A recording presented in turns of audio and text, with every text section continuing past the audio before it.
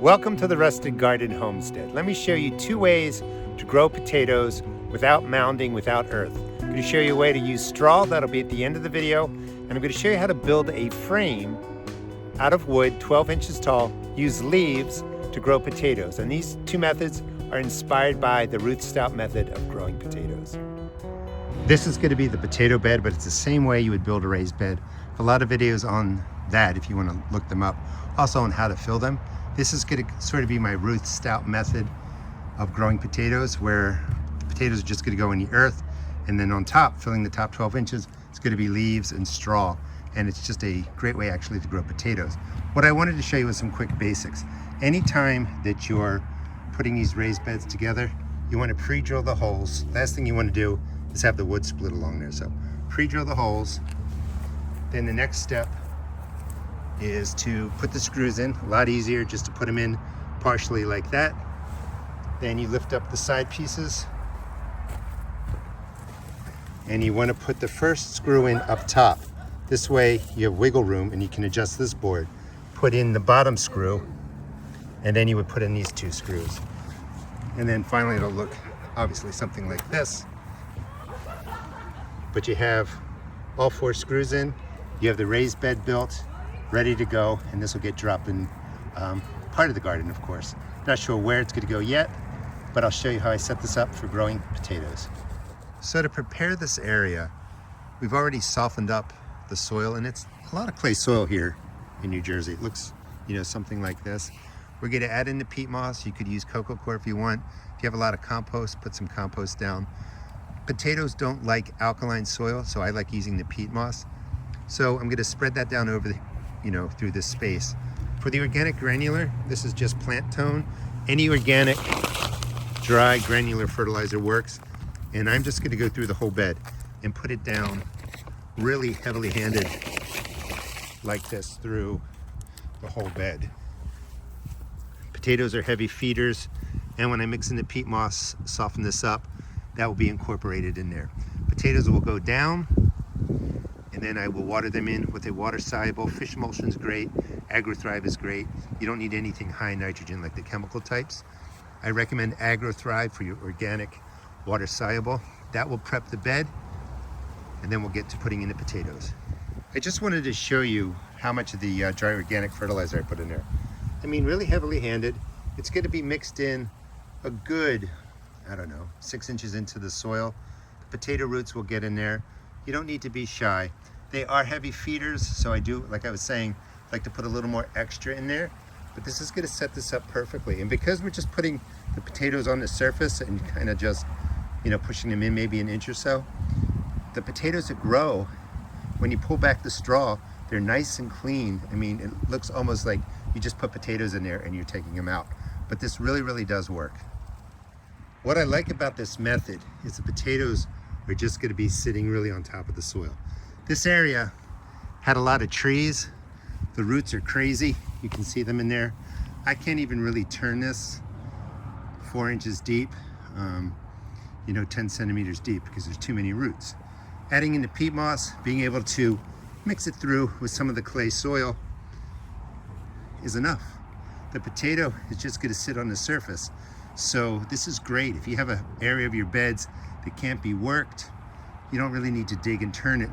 You just need to get about, maybe 3-4 inches of some soft soil, sink the potato in there.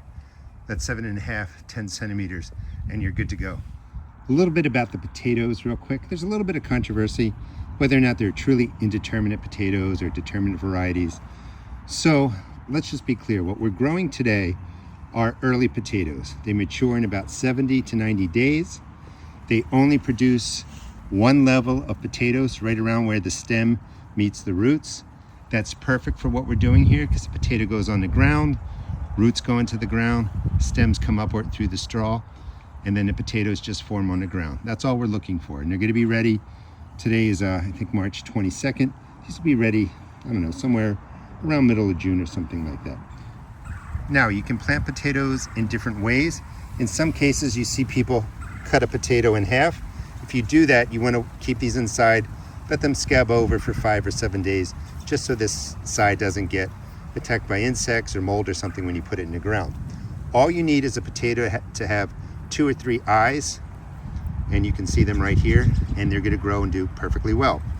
In this case, chitting means that you're keeping the potatoes indoors, usually in a brown bag, and they get a little growth going, and they're going to look something like that.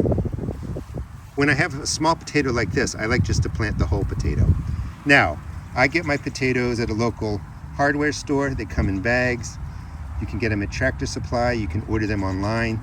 You can go to organic stores. You may not know the varieties, but they grow really well. I've even grown potatoes in bags from grocery stores that are not organic. Those potatoes do well. I've put potatoes in the ground that don't have any chitting.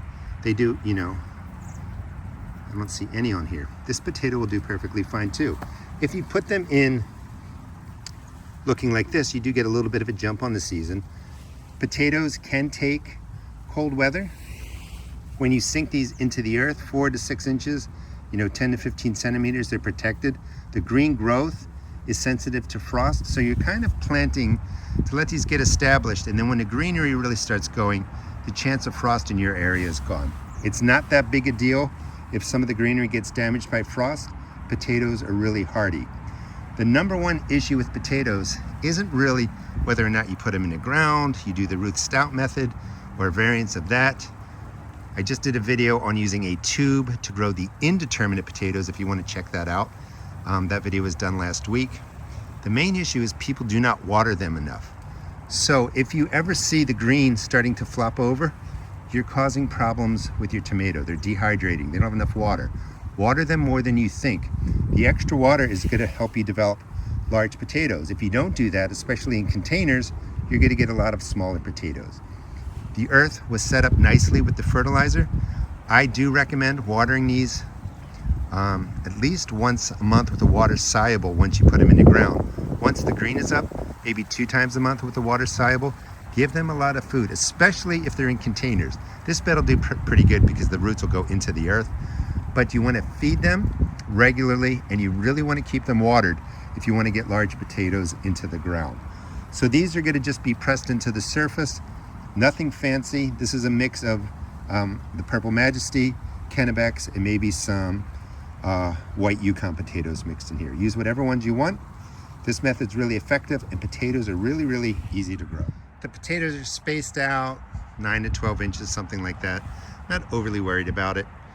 The more spacing you give them, maybe they get a little bit bigger, but it's really going to depend on the watering.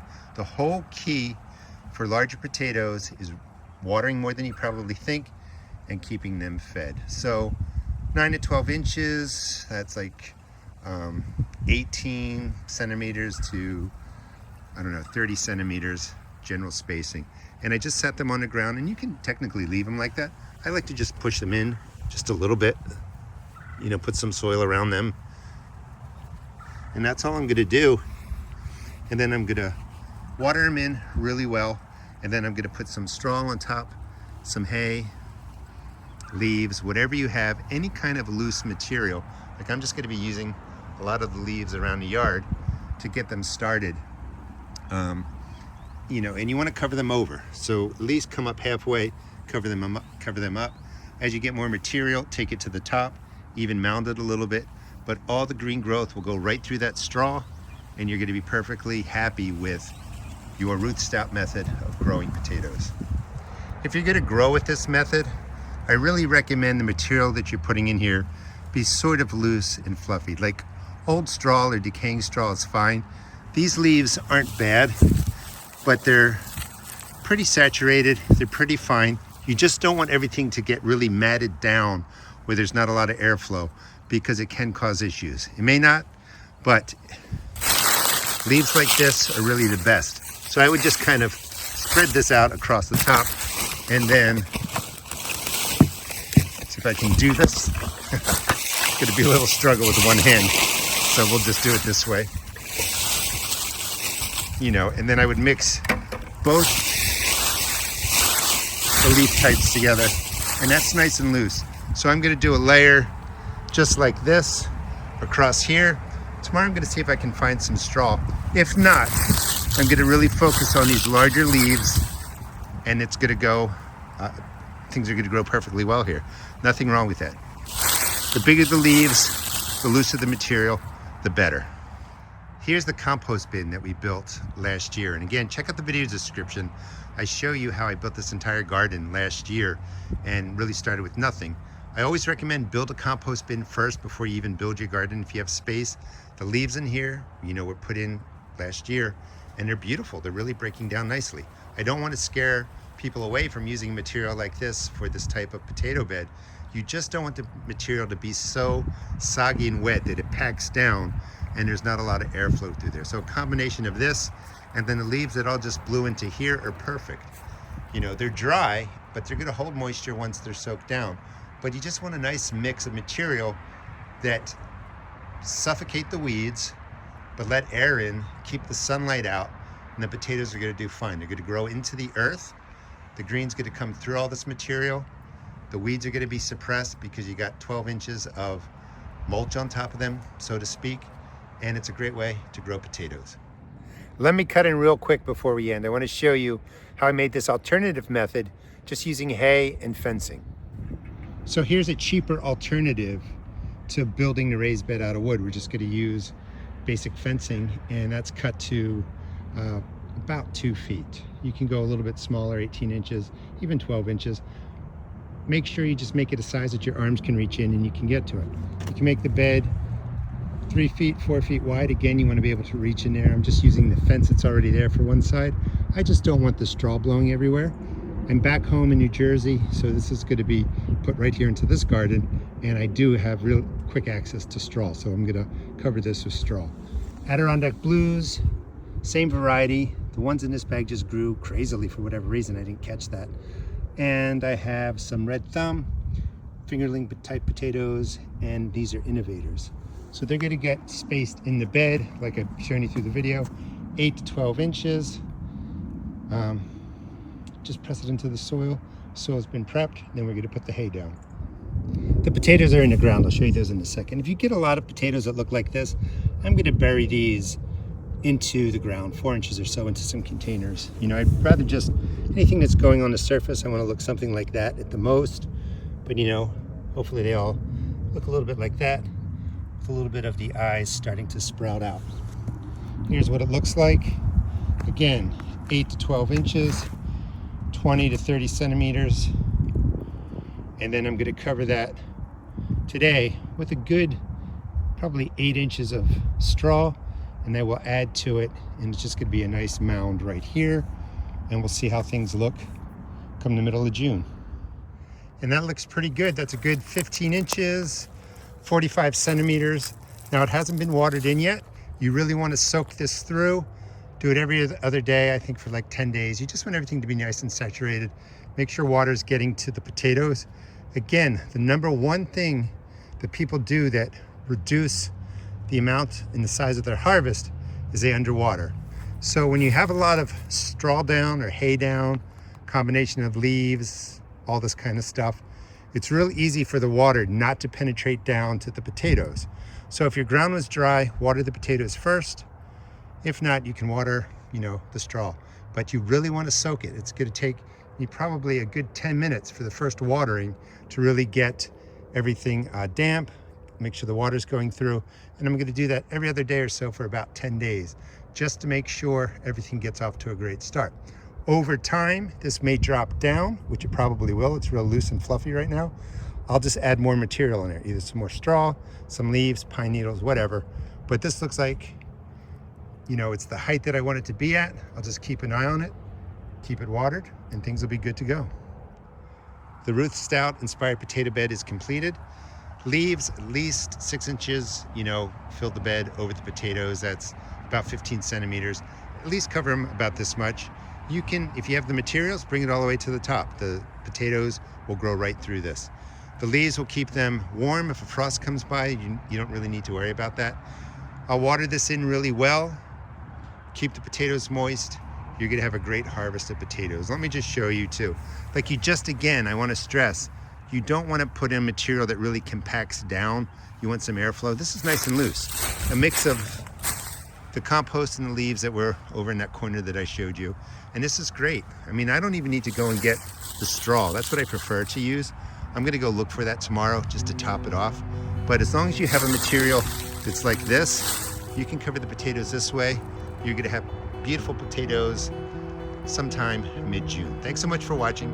Please check out my seed shop at therustedgarden.com. And if you're interested in growing potatoes in different ways, please check out the video description. Thanks so much for watching.